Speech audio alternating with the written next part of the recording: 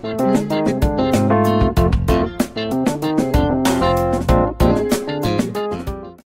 karekontek, gumamit tayo ng 4 wires sa power supply ng washing machine Samsung Wobble 11 kg. Ayan po, at gumana. Share ko sa inyo ito. Ayan, i-testing natin. Naka-plug in na tayo. At ating i-power on ang ating Samsung Wobble washing machine.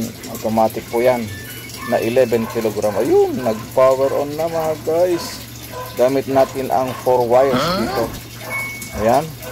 Testingin natin yung mga button at sa switches. Level ng tubig. Dapat ay tumataas-taas yan. Ganyan. Pindutin natin yan. Ayun. Level 55. Siyempre, abutin natin hanggang dulo. At pababa ulit. Yan yung standard na function yan, mga karekontek. Ayun. At yung ibang function kaya, nagana kaya? Testingin natin. Ayun. Ayos na mga karekontek. Oh.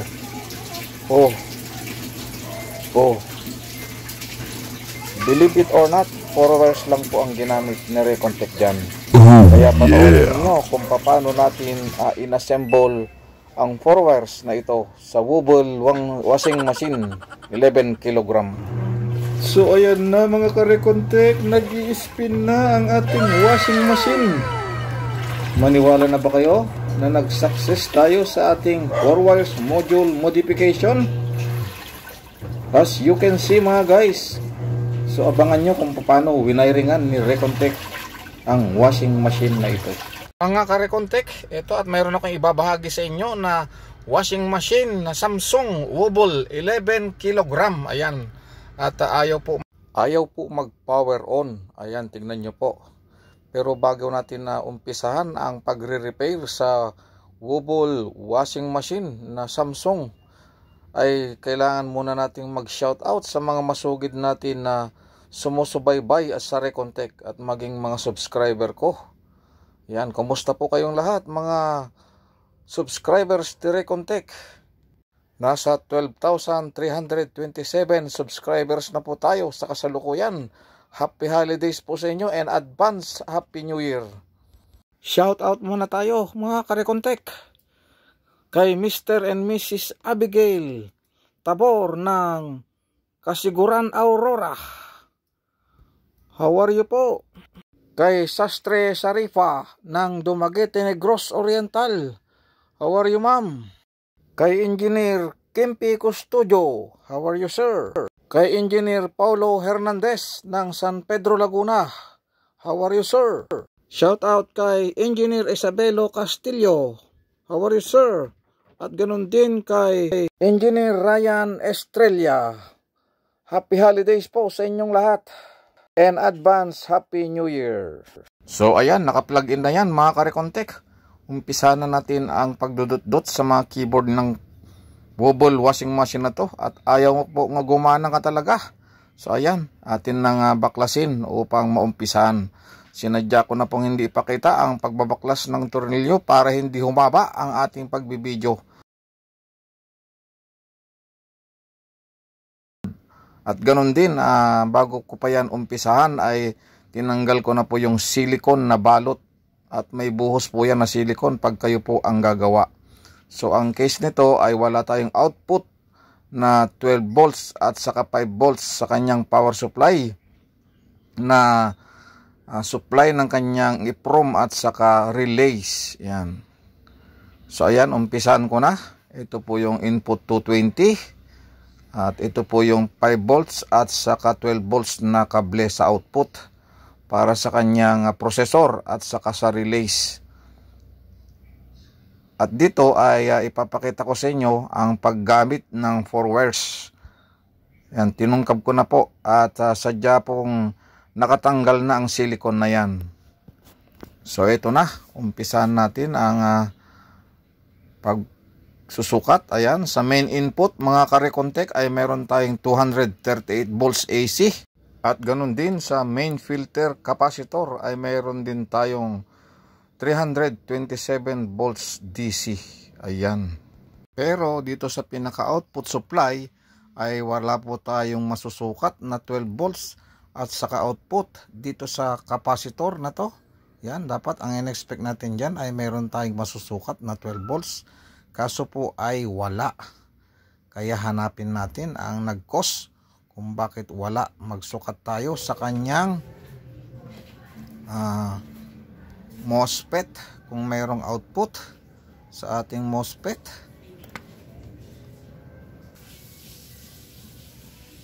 ay wala tayong masukat mga karekontek, wala.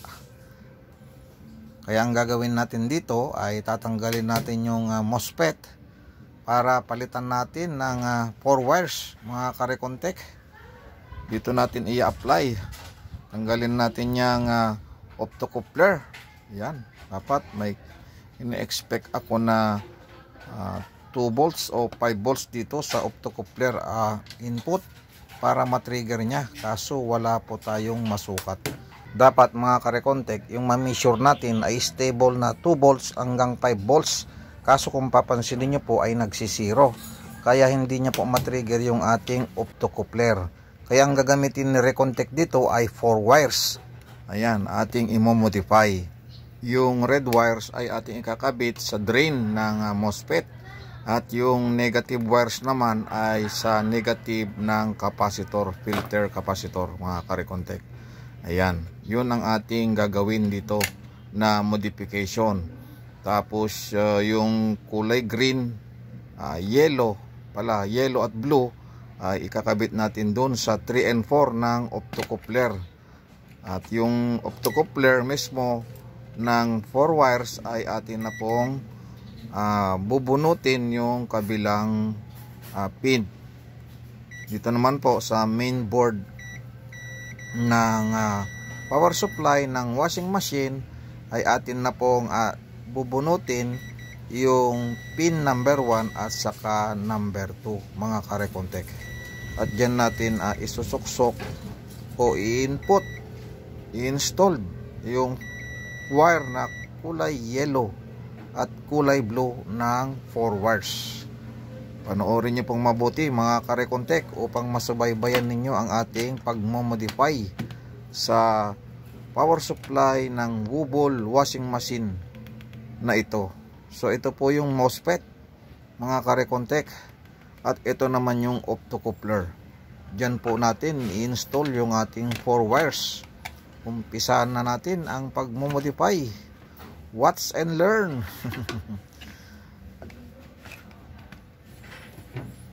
Baka isipin nyo mga karekontek na ako'y nagjo-joke lang. Ay hindi po, dahil masisira po ang ating dignidad sa YouTube channel ni Mr. Recontek.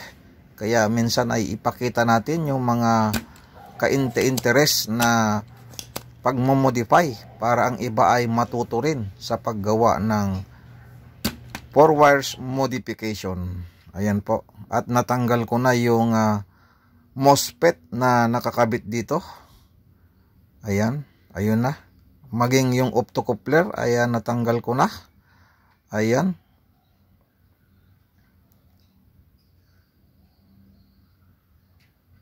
At atin din ipapakita sa inyo mga karekontek yung kanyang MOSFET na nakakabit ay atin ding ipapakita sa people o madla na atin na po siyang tinanggal. Ayan. Ingat-ingat lang, baka naman yung kanyang trace sa PCB ay sumama at mahirapan na tayong mag-install mamaya. Ayan. Anyway, hindi naman na natin gagamitin yung MOSFET na yan dahil i-convert na natin yung kanyang drain. Yung sa kanyang drain na pin ay doon tayo magkakabit ng ating positive wire o kulay red ng wire doon sa 4 wires module na ating gagamitin. So natanggal na, as you can see mga karekontek. At atin lang lilinisin yung mga pinagsoldahan natin. Baka tayo magkaroon ng shorted mamaya.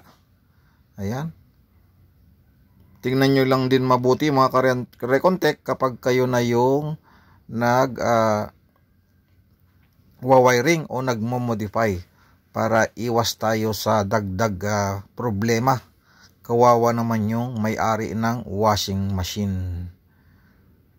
So ayan, since ready na tayo at natanggal na natin yung MOSFET, atin nang i-verify kung saan natin ikakabit yung red wires ng ating 4 wires.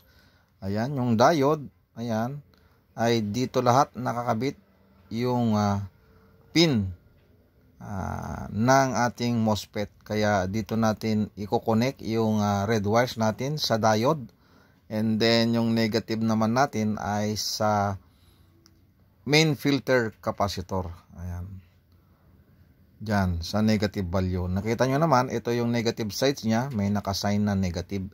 Diyan natin ilalagay yung negative wires ng 4 wires. Mga ka-Recon-Tech. Ayun. Pwede rin naman dito natin ikabit. Since diyan din naman nagpunta yung negative ng ating main filter capacitor. At diyan naman sa diode, yung positive wire ng 4 wires module. Ayan po. Atin nang umpisahan ang pagwawiring mga ka-Recon-Tech. Atin nang i-connect. Mekos. Yung ating wirings. Ayan, mapanoorin yung mabuti kung saan natin inilagay yan. At dito naman yung negative supply ng ating main filter capacitor. At dito naman sa may diode, yung positive wire o red. Ayan, dyan tayo kukuha ng supply. Ayun, nakakonect na po. At yung negative wire ng input ng 4 wire modules, dyan naman natin ikakabit. Yan po ay nakakonect sa main filter negative po. Ayan. Atin mo nang linisin, mekos na yan. Ayan, para maiwasan yung shorted. Pag ating sinaksak, wala tayong mauusok o makitang uusok. Ayan. Siguraduhin lang natin mga ka-Recon-Tech na malinis yung ating mga gilid-gilid ng ating mga konektor na wala pong makitang shorted. Dahil yan ang magpapasira sa supply ng ating power supply module ng Wobble washing machine na 11 kg. Ayan po, na-wiring ko na yung input supply ng 4 wires module. At dito naman tayo sa modification ng yellow at blue na wire ng ating module. Ayan, at ating binunot yung number 1 at saka number 2 na pin ng ating optocoupler. Makikita nyo naman yan mga ka-Recon-Tech. Ang pin 1 ay doon sa may dot. Ayan, doon ang naka-assign yung ating paano ko ba maipakita sa inyo? May dot sign po dyan. Yun po ang nagpapakita o nagsasabi na siya yung pin 1 ng ating device. Ayun. Tapos yung yellow wire natin ay nakakonect doon sa number 3. At yung number 4 naman ay blue wire. Ayan. Depende po sa inyo kung paano nyo po i-connect doon sa kabilang optocoupler para wag po kayong malito. Ayan.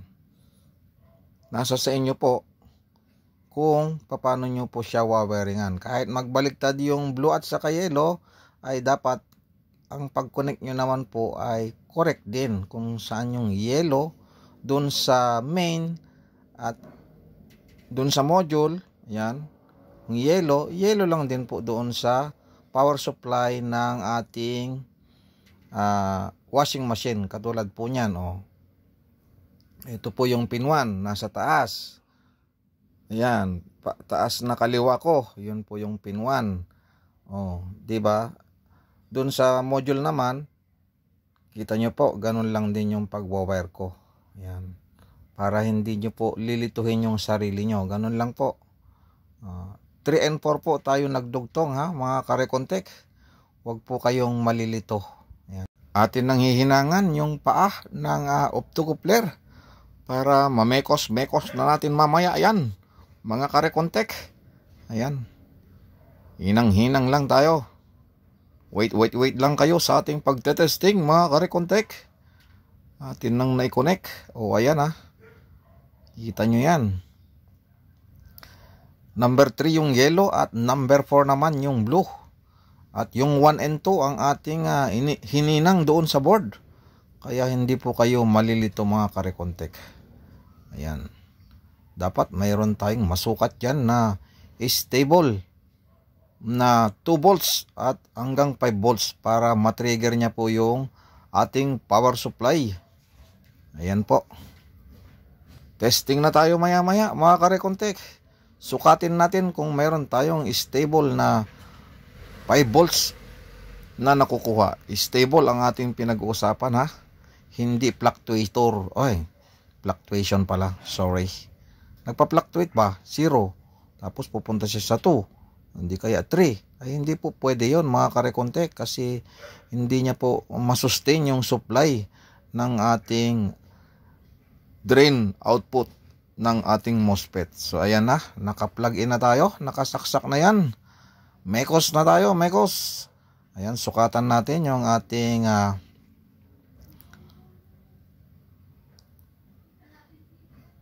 output sa ating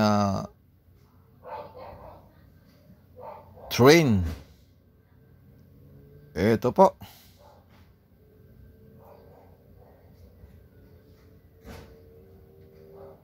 Ulit tayo, nanginginig pa si Recontek.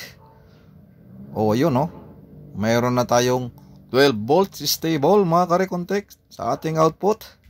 Baliktad lang po yung probe ko, kaya negative yung ating nakuha. May pagnginig-nginig pa. Ingat-ingat lang kasi tayo, baka tayo, ayun, 12 volts na po tayo. Mayroon na tayong output na 12 volts. Ready na for testing. Abang-abang, mga karekontek. Tiyaga-tiyaga lang tayo ng konti.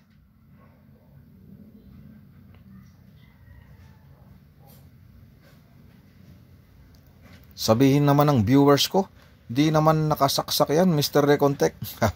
Hindi po tayo makakasukat dyan kung hindi po yan naka-plug in. So dito tayo sa optocoupler. Ating i-measure yung ating output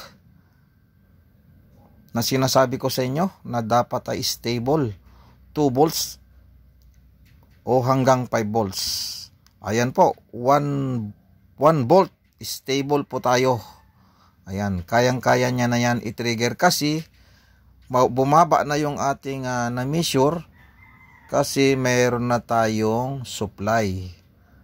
Nagkaroon po yan ng drop voltage po ang tawag doon. Nagkaroon po ng drop voltage. So okay na po, at least sustain niya po yung 1 volt pataas. Kaya testingin na natin kung tayo ba ay nag-success, mga karekontek, sa ating paggamit ng 4 wires sa power supply ng washing machine, Samsung washing machine na 11 kilogram wobble. Ayan po kitang-kita nyo, naka-install na po yan yung ating 4 wires sa kanya. As you can see, mga karekontek, hindi po tayo nagmemekos-mekos dito. Ayan. Malalagay tayo sa mga buzzers pag tayo ay nagmekos-mekos. Alam nyo na, maraming buzzers sa ating channel. Pero huwag tayong paapekto, mga karekontek. Mag-proceed lang tayo. Move on, move on. Kung hindi kayo maniwala sa mga pinupost ko, ay bahala na po kayo. Ang iba natutuwa, ang iba nagagalit kay Mr. Recontek. Para't kayong mga crab mental, hinihila nyo pababa. Kung nakita nyo nang umaangat yung aking subscriber at dumadami, saka nyo naman ako binabash. Bahala kayo sa buhay nyo kung wala kayong magawang mabuti.